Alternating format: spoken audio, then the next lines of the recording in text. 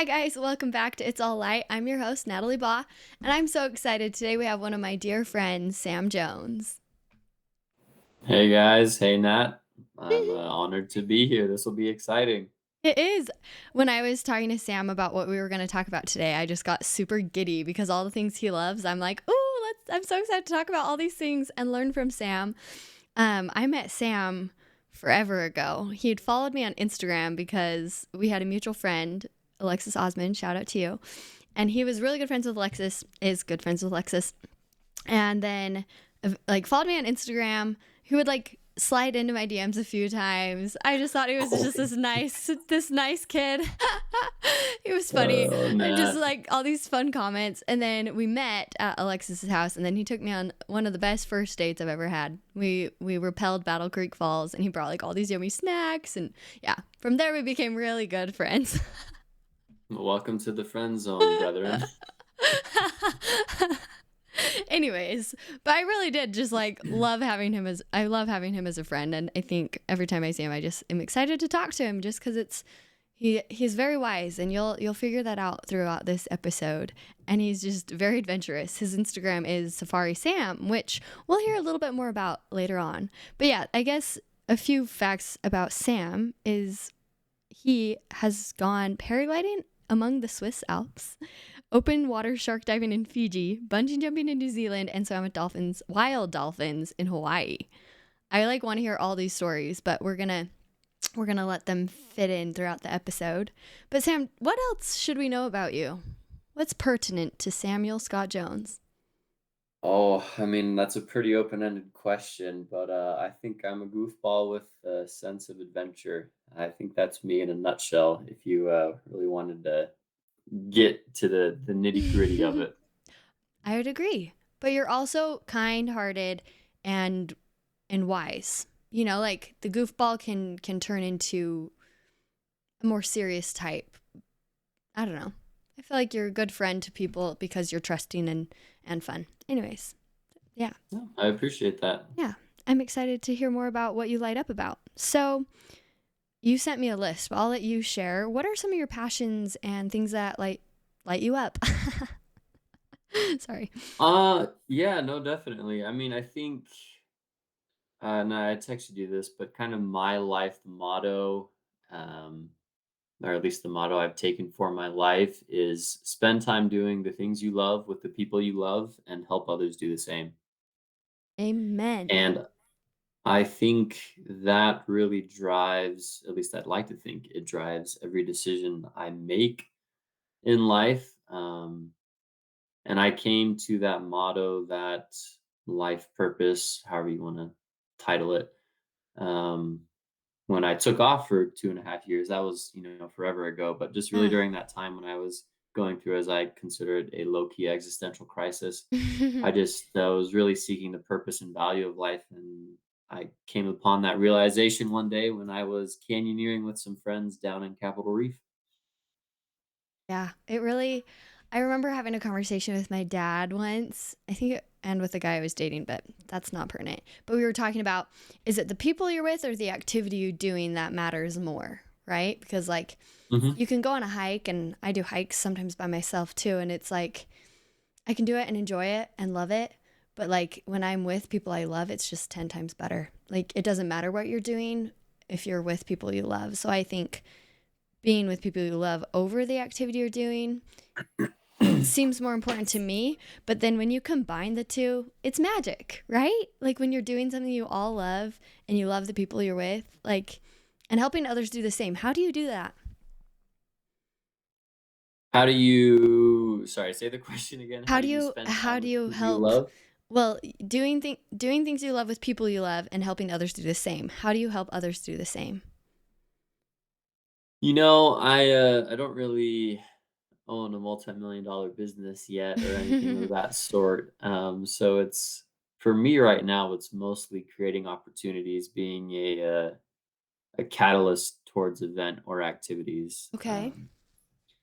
I mean, growing up, I mean, not even growing up, but let's just say like through college to now, one of my favorite things to do was plan an annual trip to Moab, and, it was never as big as, like, the Moab and Beyond because that's just a little overwhelming in my opinion, but, I would take my roommates and some other close friends, maybe 15, 20 of us down to Moab for, a long weekend. Most recently, Steven and I had a birthday, and we took, like, 26 people down to St. George. So Oh. it's just, big things like that, or as simple as, rounding up 5 or 6 friends and running off to New Zealand or, Mhm. So cool. going for a camp out, just little things like that. Because I think people we all want to connect with other people. I mean, I Mhm. think that's the epitome of friendship and family, but, sometimes just creating opportunity for people is all they need to take the leap and, meet someone new or strengthen a friendship, what have you. Yeah. Oh, I love that. I remember one time, it was many years ago, but I was dating a guy and he went he invited me camping with a bunch of some of his friends.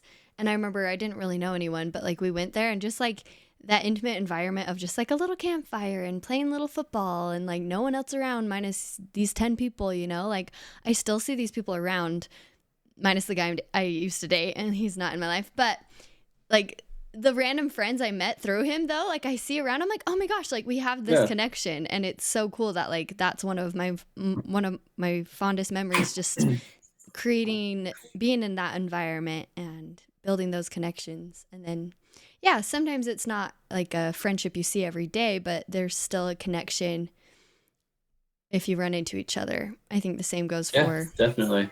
different experiences in your life. Definitely connect you to people. But I love that we have the power to create those experiences, like you said, like planning trips or being spontaneous. And people who be spontaneous with you, there's like an extra bond there too, because it's like, this is wild. Are we really going to do it? And then you do it and you're like, whoa. Hey, send or be sent. No half cents. And or be sent. Awesome. Okay, we'll come back to this and talk more about it. But what are some other things that you're passionate about? I'm passionate about sailing. I actually just bought a sailboat yesterday, which Wait, I am what? way too excited about, and That hopefully is I'll get it so out on the cool. water Oh soon. my gosh. Yeah, no, That's impressive. That's so cool.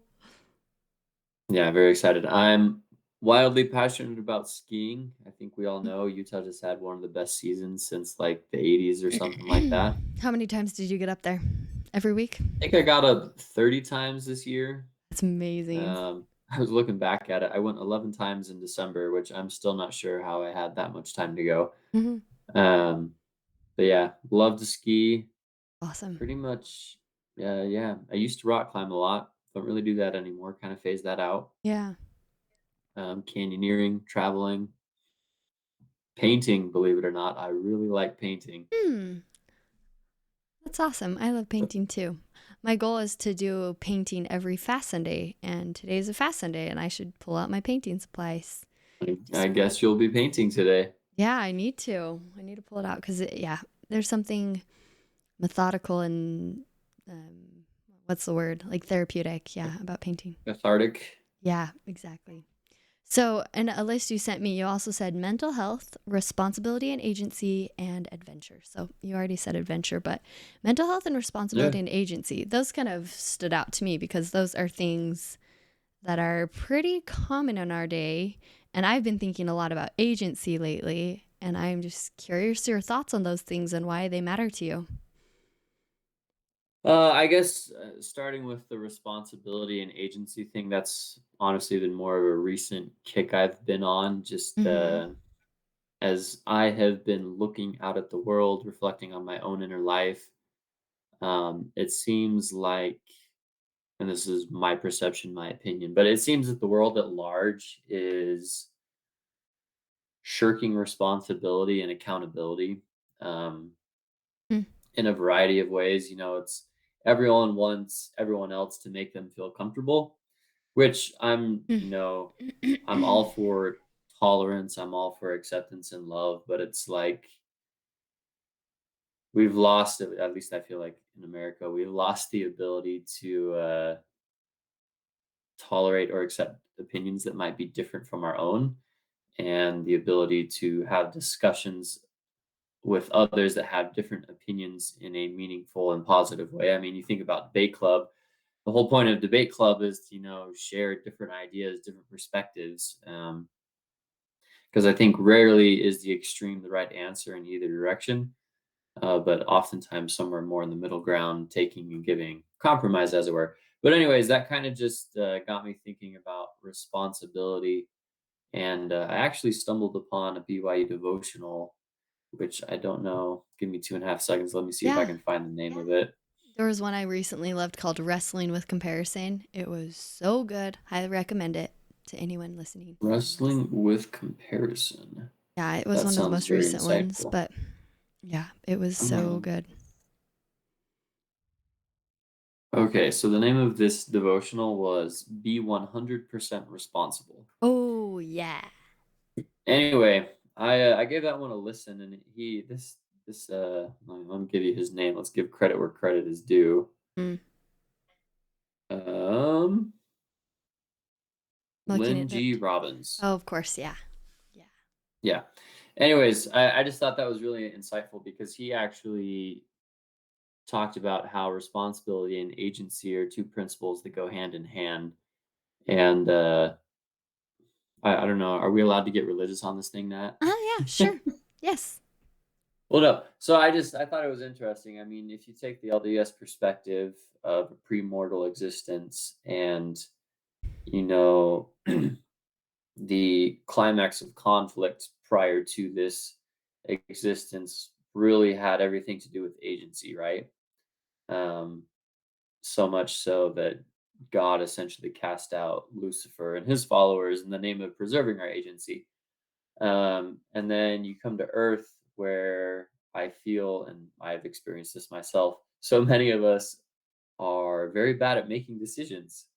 Um, Exhibit A. And I'm pointing to myself and if you're not watching this. and I'm not pointing at anyone. I'm just saying, I myself have experienced this, but it's really quite comical,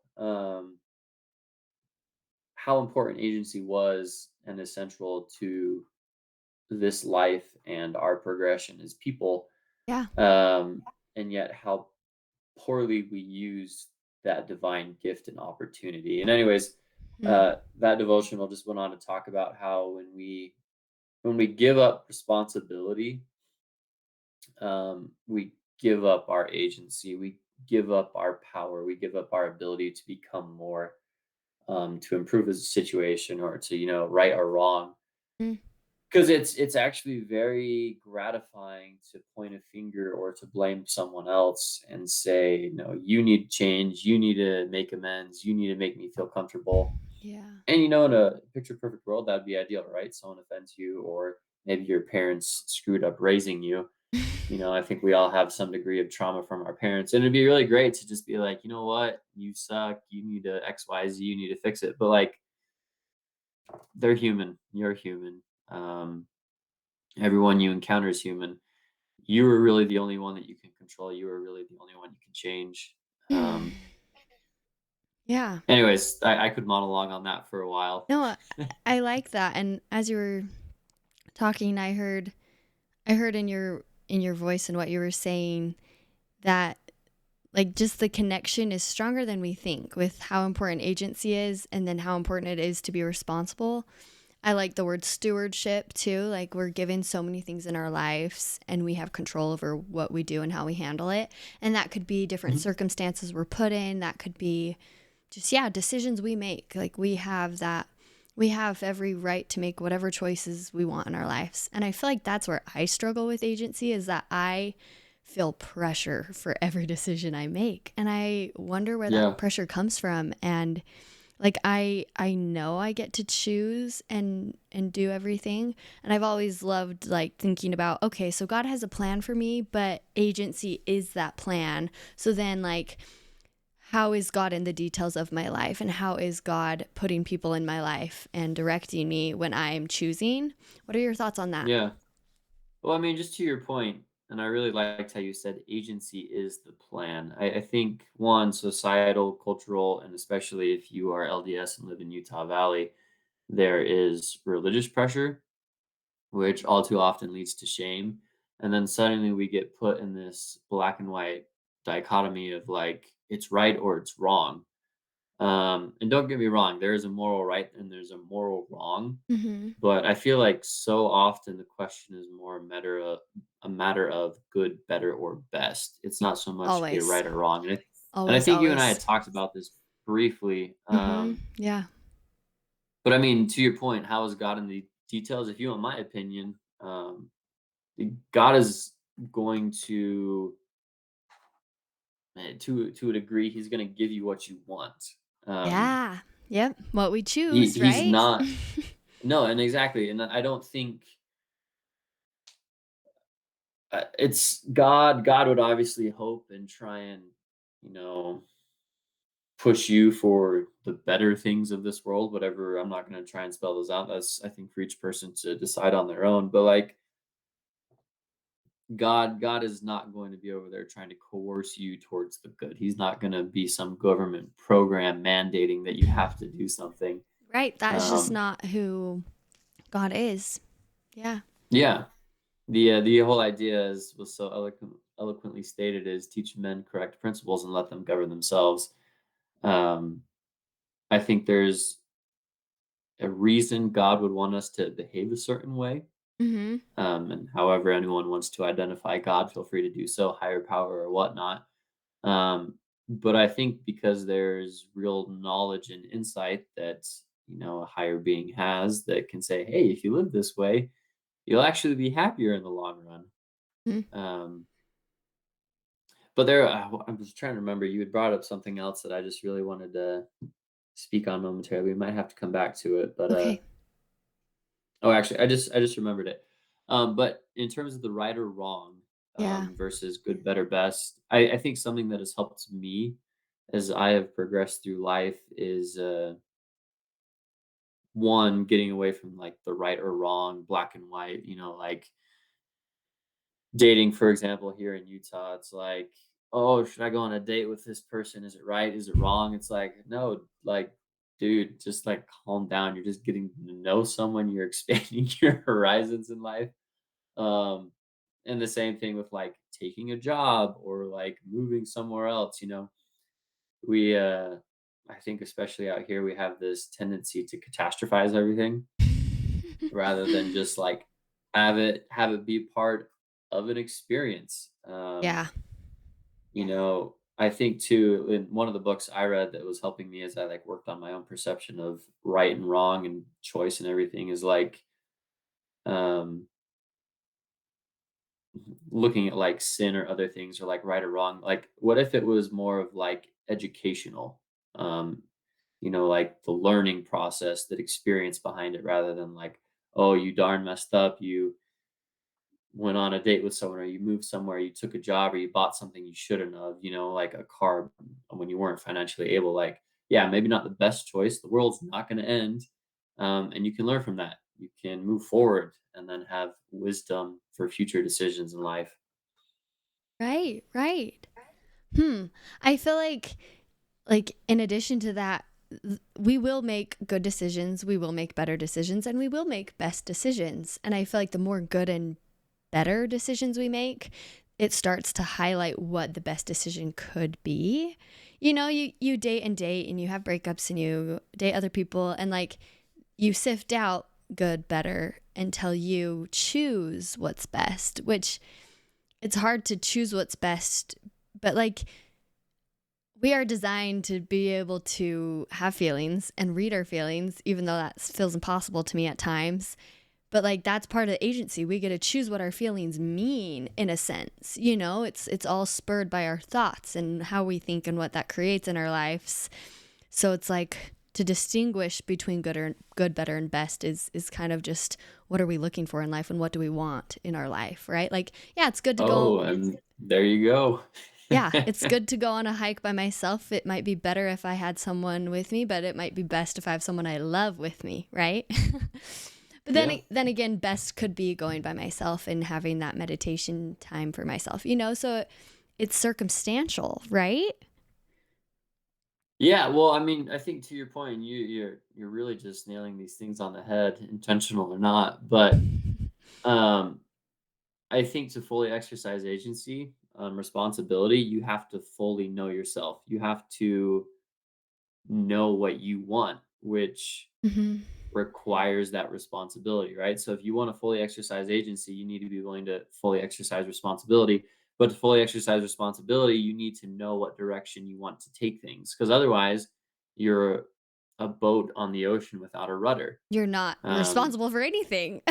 yeah, and you're directionless. You're just kind of floating there. So, like, Yeah. I mean, you could equate um, a rudder to a degree is like spending that time meditating, spending that time with yourself, learning about yourself, whether with yourself, hiking alone, or with other people, right? It's if you don't know who you are, you'll never know what way to go, and you'll depend on everyone else to tell Yeah. you where you need to go. And then one day you might wake up and have an existential crisis and be like, hold on a minute. I don't recognize the life I've built. This wasn't never my life. How did I get here? Letting someone Um, else control it. Yeah. Or yeah, or not someone else, but just any other circumstances, letting your circumstances control you instead of controlling what you can. I don't know. Sometimes there's circumstances that you just happen and it's not in your control, right? I was listening yeah. to some podcasts this morning, just some different Come Follow Me podcasts, and one of them mentioned this driver that had picked him up in some small country in Africa and was just smiling so much, and they're like, "Are you always smiling this much?" And he goes, "You Americans never smile and you have so much." Like, especially third world countries, I think, teach. I mean, that's why people go on humanitarian trips. It's more for them than it is for the people, which some organizations do better than that and than others, but that's besides the point. The point is just recognizing and taking responsible for the things you have been given, right? And then that just maximizes your happiness. But yeah, it's starting with that gratitude, and yeah, just knowing what you want and figuring out who you are. And I think for me, what's helped me figure out what I want is just being a little bit more self-aware of any circumstance I'm in or experience. I just have to kind of step back, and change happens in reflection, so it could be after the fact, and just seeing, okay, like, what resonated with me. Your good buddy Chase Fowers was on the podcast quite a few episodes back, Quite a but few episodes back, but he said, he said, oh, here, one second, I'm echoing. I don't know if you changed your audio, Sam. "Oh, I just turned it down a smidge." Oh, okay. It's better. Sorry for that little pause. But Chase Fowler said, No. like, when you go in a room, who are you naturally drawn toward? Like, you will have inclinations, and if you're paying attention to them enough, you'll know what you want in a sense. What are your thoughts on Mhm. that? And being self-aware. Um, I mean, I don't wanna regurgitate what we said earlier, but I mean, I think being self-aware, really is the key to going where you want in life. Okay. Um, because when you're self-aware and, we're talking, like, emotionally, spiritually, physically, like, you're getting feedback all the time. Mm-hmm. But I feel like self-aware is an art form of learning to value yourself and to prioritize yourself, not in like a vanity or prideful way, but like any corner of earth, any corner of the internet is going to have an opinion of what or who you should be and should do. Mm-hmm. Your friends will, your parents will, your relatives will, the person down the street will. Um, Mm-hmm. so as you're innately drawn to certain individuals, you will inevitably learn about yourself, learn about them, and I think all of that feeds back to forming, creating, and learning to an extent your identity. Because we're not set in stone, but we do have tendencies as individuals and quirks and wants and needs and desires. So I think as you learn and understand all of that, I think you can refine even more and more on a day-to-day basis who you want to spend time with, who you're drawn to, who you might be drawn to, but who you need to stay away from, Mm-hmm. what you want to do for work, how you want to spend your leisure time, etc. Totally. And I think I we might be repeating ourselves so many times, but maybe that's good because then this will get like ingrained in our minds. But like it goes back to Hopefully. good, better, best too. Like we like to be our best selves. Like what does that mean? And we know when we're doing good, we know when we're doing better, and we know when we're kind of trying to be our best, right? Sometimes I feel Yeah. like it's impossible to be the best, you know, because we're always growing. My mission president said his motto was always happy, never content. And for the longest time I did not get it. I'm like, yeah, I can be happy, but like I don't know. I didn't understand it and I still am figuring out what it means for me, but best we're always striving toward. But I think just I've been thinking about responsibility and how that helps us be our best. And I feel like the responsibility umbrella hangs discipline and I don't know, making those hard decisions that we might not want to, like getting up early or staying up late to read your scriptures, you know, or like doing those little things that are hard but worth it. And it's taking responsibility for doing those things, as well as the words we say toward others, the words we say to ourselves, you know, like that all helps us be good, better, or our best selves. Yeah, definitely. So you said loving yourself is the answer to all your problems. What does that mean? Or was that a joke? Plot No, that's not a joke. I genuinely believe that. I think if you want to change the world, you start by loving one person at a time, Mm, for who they genuinely are, and then also on a, I guess, a more internal basis. And I think there's a few lucky individuals in this world that never had a hypercritic, but I think most of us, and this is more just my experience, grow up with a hypercritical voice inside of our heads. mm-hmm. Whether we go to a party and we stumble over our words, and then on the drive home we're like, "Oh, you're such an idiot. You don't know how to talk to people." Um, or we do poorly on a test and it's like, "Oh man, you're so dumb. You're never gonna get good grades." Just that sort of internal dialogue. Um, I don't know. Have you ever had anything like that, Nat, or are you always Probably every day. see? There you go. So no one's perfect. I think we all have that tendency, and whether that's learned in childhood or through society, wherever it comes from, doesn't really matter. But um, that critic in our head thinks it's helping. Um, Hmm. it's part of our psyche that's like, oh, I'm gonna help this person be better. And the way I've learned that people be better is through criticism and critique. Which, I think there might be a time and place for it if it's kind and thoughtful. But Mm-hmm. I think that inner critic voice just tends to run out of control.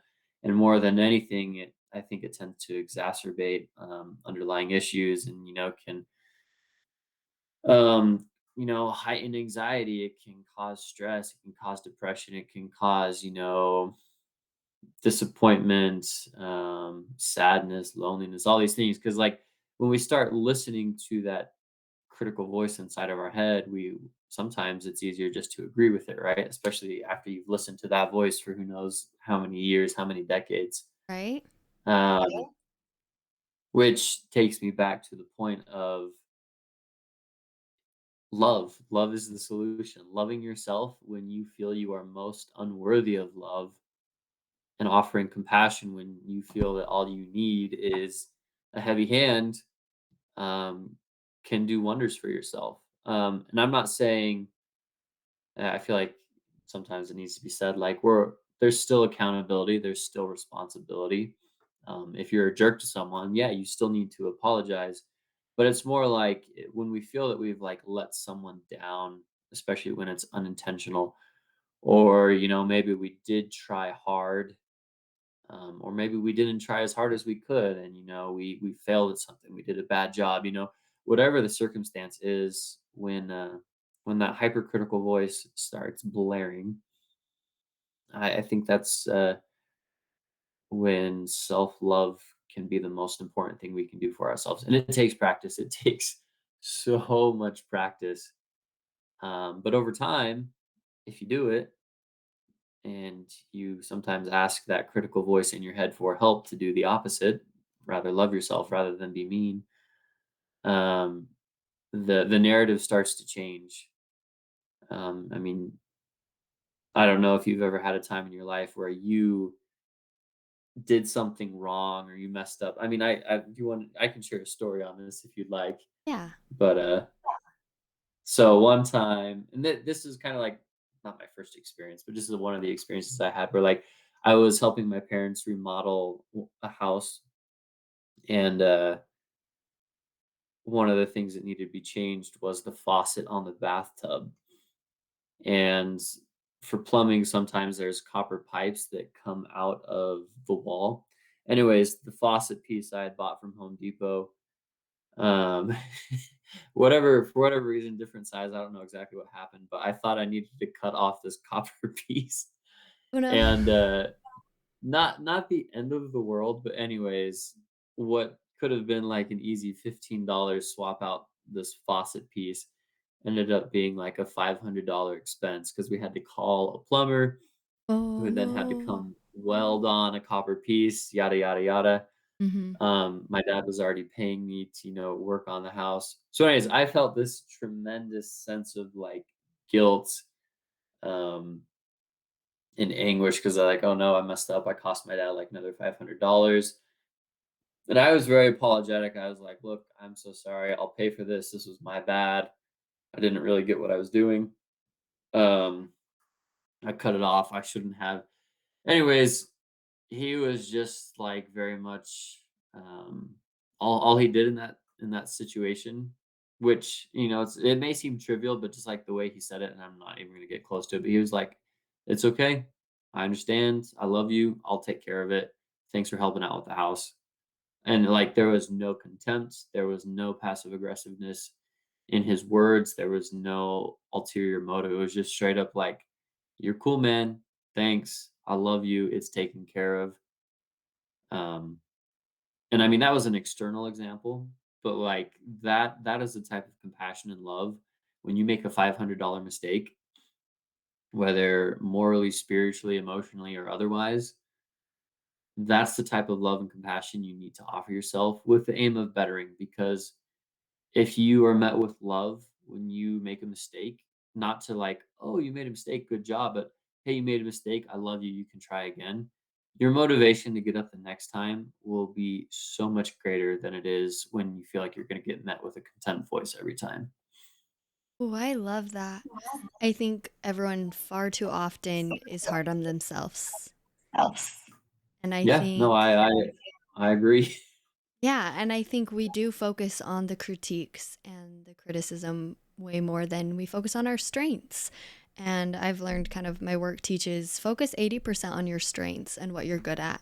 And yeah, always be working on the other 20%, like strengthening your weaknesses. But when you're maximizing your strengths and then you're outsourcing your weaknesses, maybe, like maybe as you're learning to love yourself, go to someone who will show you that love. Like, and sometimes that's to prayer and to God, and just say, God, I made a mistake. Can you send me your love? That's what I need. And then that can lead to further repentance or whatever steps you need to take, or even calling a parent or a loved friend, just to be like, just tell me you love me. Like, I mean, not maybe ask them that like that, but just express how you're feeling and get that love and then start applying it to yourself. I love that. I think I've never really thought about meeting your mistakes with love. I mean, generally, but not really. That was really cool. I mean, how do you think Jesus would do it? Yeah, exactly. There's a song called I Love You Son by Joshua Creek. Sam, I think you would love it. Mhm. But it just this goes through this life of a guy, and I don't want to like give away the whole song. I want you to go listen to it because it's so good. But yeah, he's just like, if you make a mistake, just it's almost like surprising them with your reaction, like I've heard stories like this before too. And if like you allow your son to take your brand new car and he's barely 16 and you're like, okay, fine, like you have to be home by like 11 though, and like what if something happens to the car, what if they're not home, but like you're giving them that responsibility. But let's say they did get a ding in the car, let's say they got home at 11:30. How you respond to that mistake will shape who they become. And it was like a crazy story where like a ding happened or they got home late, and instead of getting mad, they responded with just love. And I wish I had like the exact words from this story quoted because it was just powerful of wow, like his son was expecting the dad to like get so mad at him for getting a scratch on his car, you know, but instead it was met with love. And that just is just it's love is overpowering than anything. Yeah, it's the safety to try and try again. Yeah, yeah. When mistakes are met with love, we can try again. Okay. What other thoughts are in your head before we wrap up? I want to make sure we've covered everything. Oh, I think we've covered more than enough for today. But yeah, those See, I'm like, we could go on for another 3 hours.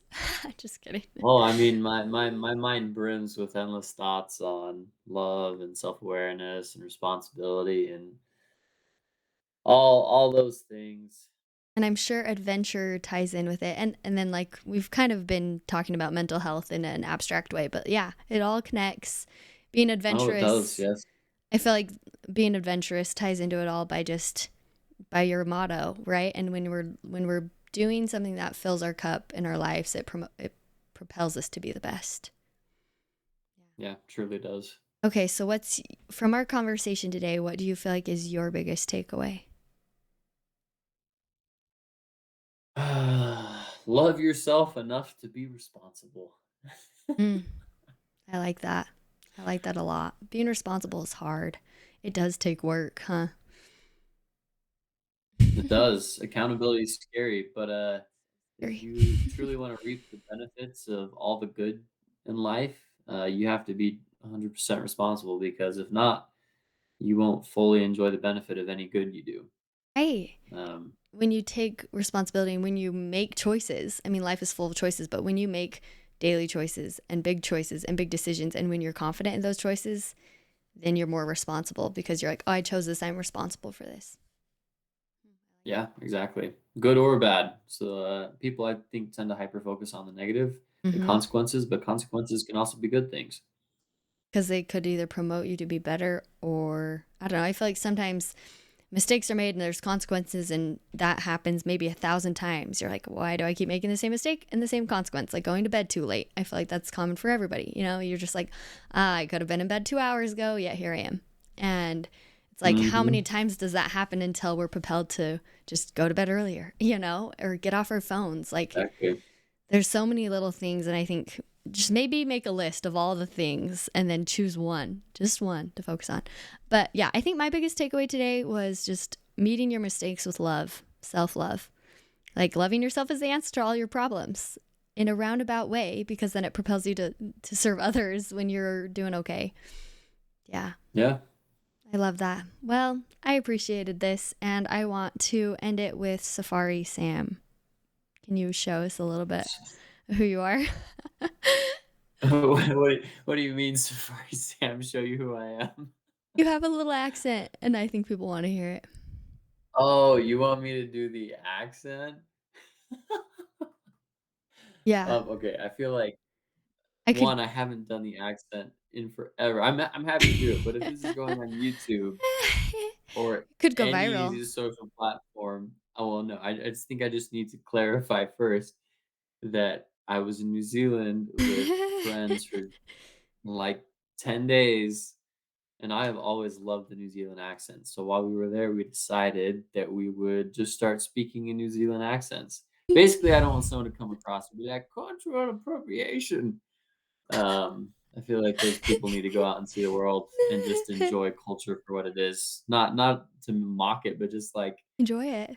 so Love it. cool. Like I wish I had an accent Mhm. like New Oh, Zealanders. yeah. Anyways, so now that I've explained that, yes, Nat, Thank you for the preface. Safari. This hat was actually purchased on that trip in New Zealand. Oh, it's a cool hat. Um, and I'm nervous. I don't know if I can do Do you it want me to because give you it's something been to so say long. too?